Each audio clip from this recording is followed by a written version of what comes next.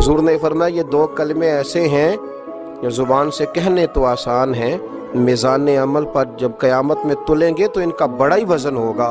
اور پھر فرمایا حبیبتان الی الرحمن، یہ دو کلمے تمہارے رب کے محبوب ہیں، اللہ کو پیارے بھی بڑے ہیں۔ سبحان اللہ و بحمدہ سبحان اللہ العظیم، لا حول ولا قوت الا باللہ العلی العظیم۔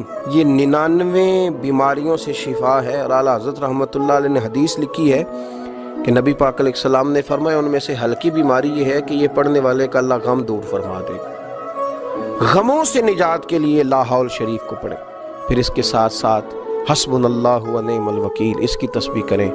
اور جو چاہتا ہے کہ میں رحمت میں نہلا دیا جاؤں، میرے چاروں جانب کرم ہی کرم ہو، آسانی ہی آسانی ہو، تو پھر وہ تسبیح لے لے اور درود و سلام پڑھنا شروع کر دے۔